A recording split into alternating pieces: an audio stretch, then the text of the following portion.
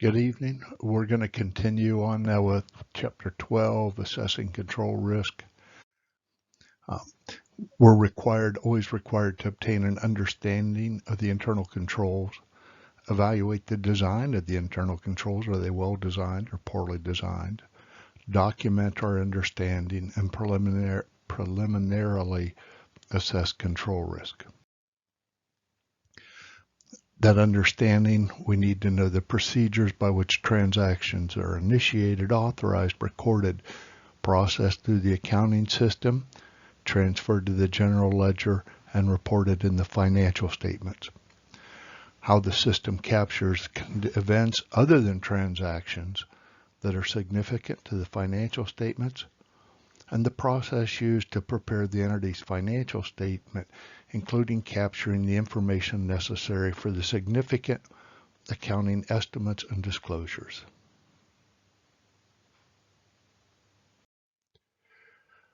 How do we gain that understanding?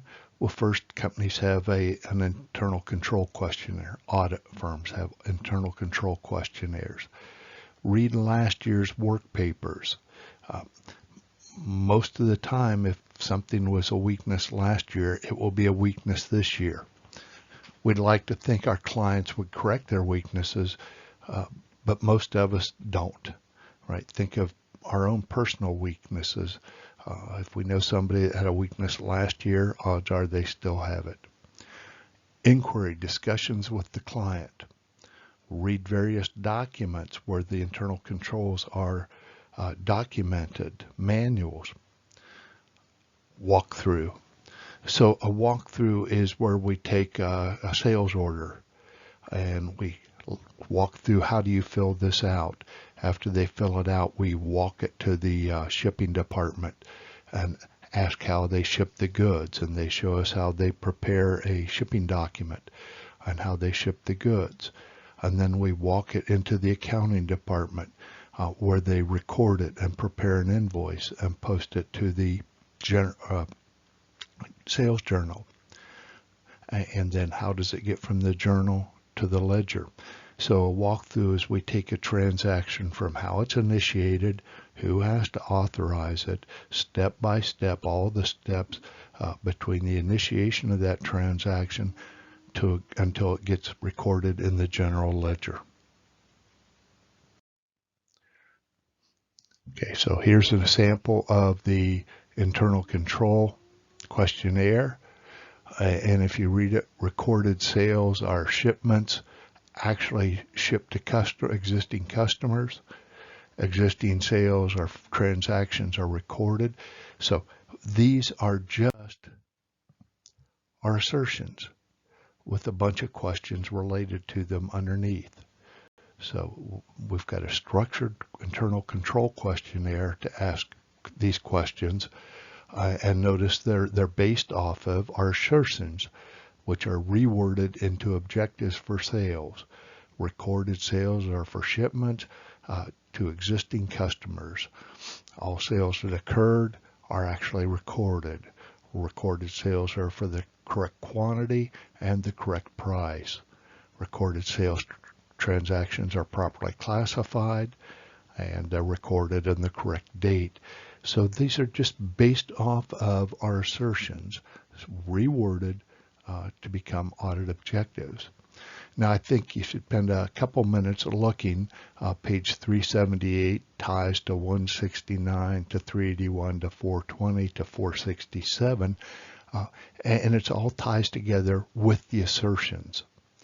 If you've got the short book, it's Figure 12.2, Table 6.4, Figure 12.3, Table 13.1, and Table 14.2. They all tie together, and the thing that ties them together are our assertions.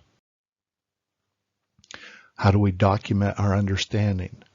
Well, the first thing is we complete an internal control questionnaire. We may have a narrative memo where we describe. If we do a walkthrough, we're going to write that up as a narrative memo and follow the flow of the transaction from its initiation all the way into the general ledger. We're going to, in our memorandum, we're going to document weaknesses we saw. And that flow chart, we don't have a flow chart in this chapter, but a flow chart is usually an important part of our internal control documentation. I love flow charts if somebody else does them. I never learned how to do one. I know all of you had Professor Caney, so I know you're all experts at flow charts. We must assess control risk for each financial statement assertion for each significant class of transactions. So there's 6 assertions. If there's 7 significant classes of transactions, that'll be 42 control risk assessments. Okay, the control risk matrix on page 381. I want you to look at the headings of the columns. They're the assertions. And we must have controls. We must identify controls that address each assertion if we want to assess control risk is less than the max. Now, I would suggest that you just pick 3 or 4 and think, oh, do I see how this relates to that assertion? Credits approved automatically by a computer. Oh, what's that prove? That proves it's a real customer. Okay. Shipping documents are forwarded and billing daily. Oh, that should relate to what? Cutoff. Shipping documents are pre-numbered. That would be completeness. So I definitely wouldn't memorize this table, but I would look at 3 or 4 and say, how does that relate to that assertion? Now we've got another table that's related, and again, there's my assertions going down the left-hand column. Transaction-related audit objectives, controls, and how we're going to test those controls. So recorded sales are for shipments actually made to non-fictitious customers. That's occurrence. Credit is approved automatically. Examines a sample of customer orders for evidence of credit approval. So back in the day of paper and pencils, that was usually somebody's initials. Today, there's got to be some indication that this was approved by the computer. Sales are supported by authorized shipping documents. So we're going to take a sample from the sales journal and make sure there's an invoice and shipping document. And gosh, that sounds like the Vouch and Trace project. Existing sales or transactions are recorded, completeness. Shipping documents are pre-numbered. So we're going to take one or more sequences of shipping documents and make sure that they're all accounted for in the sales journal. Recorded sales are for the correct amount and the correct price. We're going to take batch totals of the quantity shipped and compare it to the quantity billed. We're going to take unit prices and make sure they agree with the master price list. So you can see for each assertion, each objective where we hope to assess control risk is less than the max, we need to identify existing controls that relate specifically to that assertion, and then how are we going to test it? Design a test to see if that control is effective. Again, I sure wouldn't try and memorize this table, but I'm going to pick 3 or 4 examples and I'm going to say, gosh, how does that control relate to this assertion? How will that test determine whether that control is effective or not? I just pick 3 or 4 and make sure they make sense. Think them through until they make sense. Okay. So tested controls are to see if the control is actually operating effectively. So if a control is well designed, then we have to decide, is it operating effectively? There's communications related to internal controls. We're going to revisit this in the last chapter. What's a control deficiency? When the design or operation of a control does not allow management or employees in their normal day-to-day job to prevent or detect and correct misstatements. So that prevent detect, and correct kind of flows through here, doesn't it? If you look at the control matrix on page 381, there's good examples of control deficiencies. There's a lack of internal verification that the possibility a sales invoice could be recorded more than once. Ooh, that's an obvious deficiency, I hope. The last one is fairly typical with small companies. There's a lack of control to test for timely recording, cutoff. And the reason that's typical in small companies is for most of the year, we don't really care whether a transaction got recorded on July 20th or July 28th. Heck, we don't even care if it got recorded on July 31st or August 2nd. But on December 31st, that cutoff is critical. So we don't want to be putting 2020 sales into 2019 or vice versa. But because it's only critical at the year end, many small companies don't have effective controls in place and rely on the auditor to clean up their cutoff. If a control is not properly designed or not operating as designed, and I like this last one, or the person performing the control is not significantly qualified.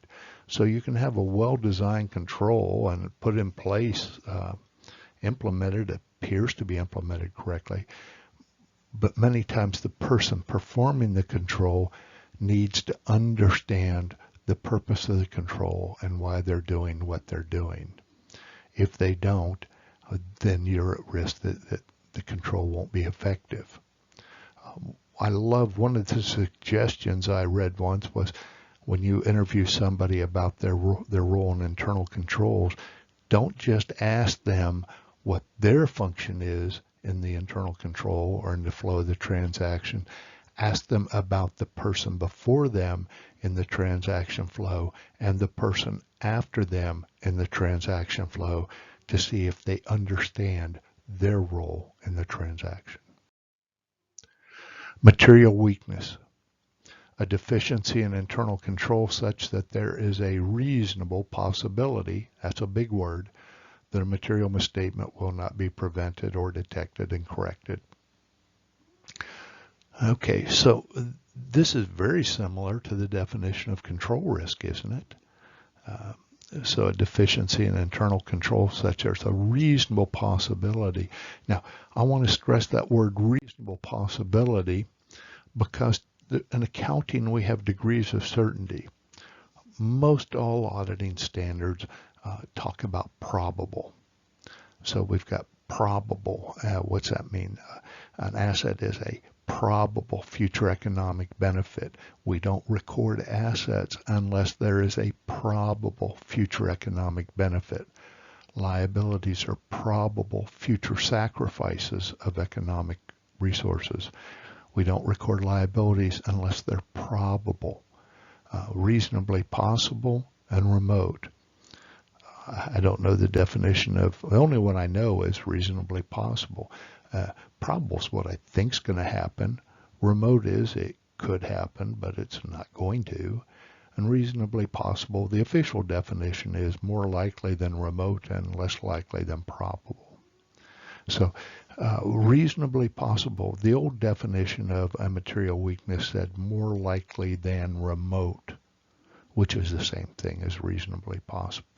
It doesn't have to be probable. That's too low a threshold, and remote's too high a threshold. But if it's reasonably possible, then it's a material weakness. Some of the accounting standards related to tax, income tax expense, use more likely than not.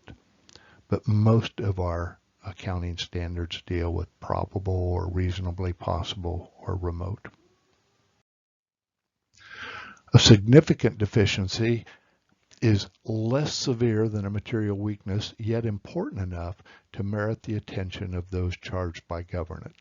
Oop, that should raise a little quirk there that, we got to bring this to the attention of somebody. So there's a little table out of a previous edition of the book that I like. Since I liked it, I guess they took it out. Material weakness is both reasonably possible and a material and dollar amount. If the dollar amount is too low or the probability too low, it's not a material weakness. So I like that little visual. Communication regarding internal control. At the end of the audit, we're going to have to talk to the audit committee, if they have one, those charged with governance, and talk about reportable conditions. Those are significant deficiencies and material weaknesses. So if in our study of internal control we identify some significant deficiencies or material weaknesses, we have to talk to those with charge of governance. Our chain of command is we first go to the audit committee if they have one. If they don't have an audit committee and they have a board of directors, we go to the board of directors. If they don't have a board of directors, we go to senior management. We're talking about private companies now. All public companies are required to have an audit committee. The final video will talk about effectiveness of internal control and the appropriate audit approach. Thank you.